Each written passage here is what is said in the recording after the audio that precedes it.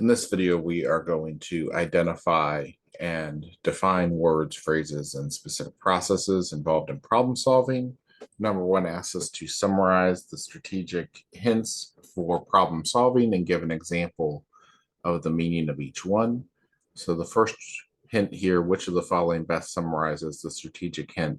There may be more than one answer, and provide an example of the meaning. So the correct answer here is C. Some problems in mathematics have more than one answer.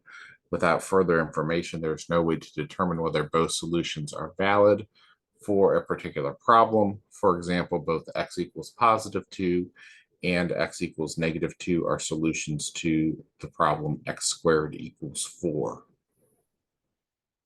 Which of the following best summarizes the strategic hint? There may be more than one strategy, and provide an example for the meaning. So that would be A. There may be several strategies to solving a problem. However, not all of the strategies are equally efficient. For example, there's more than one strategy to solve x squared plus 3x plus 2 equals 0. However, using the quadratic formula involves more time and work, as opposed to something like factoring, which would be much more efficient. Which of the following best summarizes the strategic hint? Use appropriate tools and provide an example of the meaning.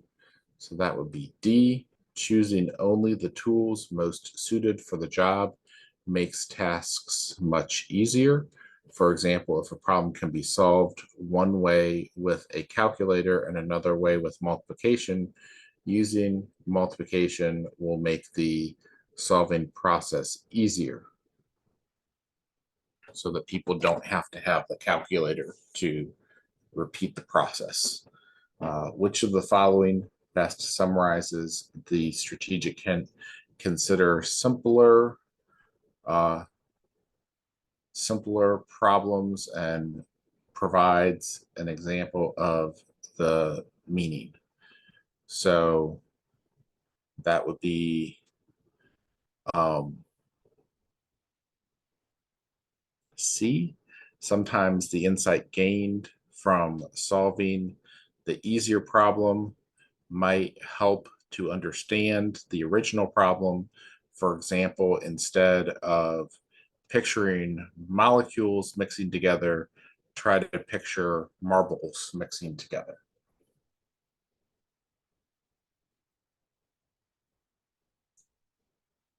So if you can take the same problem and translate it into something simpler to understand, maybe even something that you can work with your hands and see with your eyes, things like that, and get the same result, then it might be easier for you and other people to understand the problem-solving technique.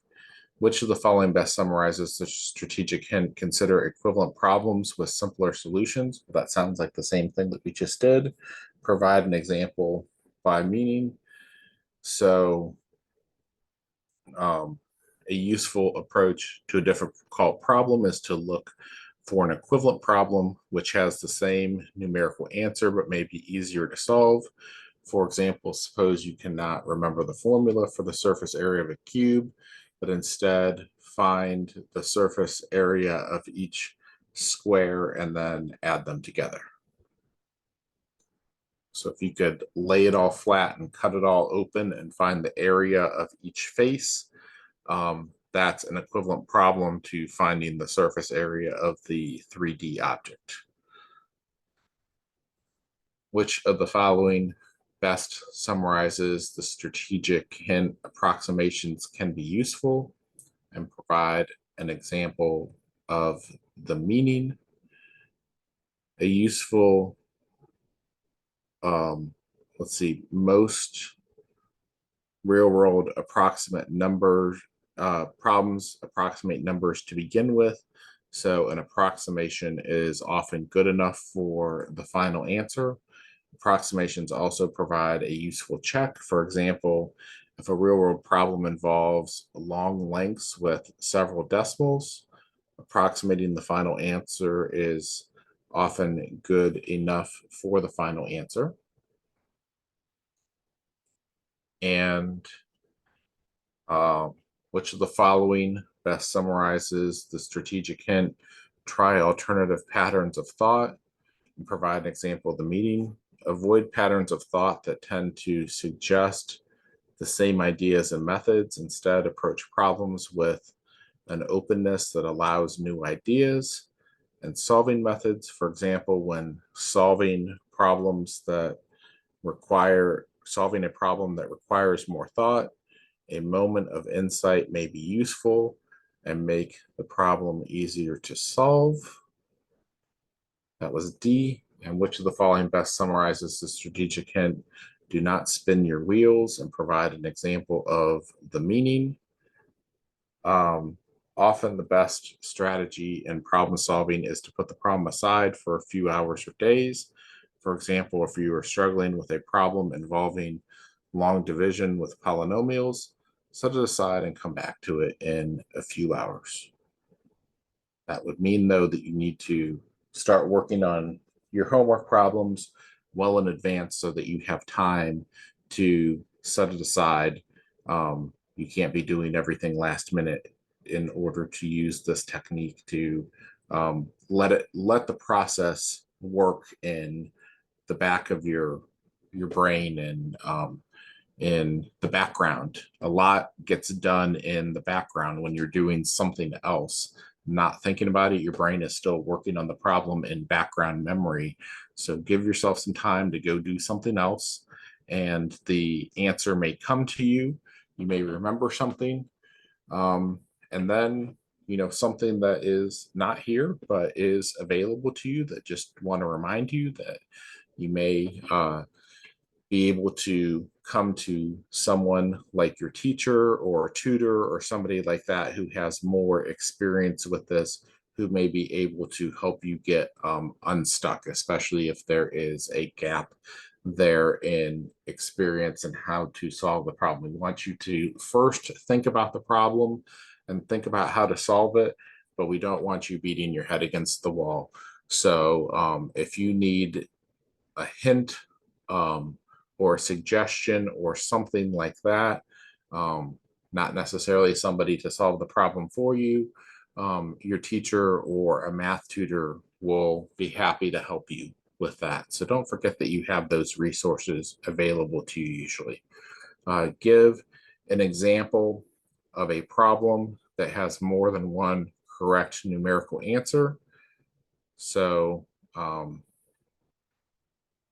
correct answer here is C. Tommy bought 2 bags of chips and a box of cookies at the grocery store. He spent $6 total. How much does the bag of chips cost?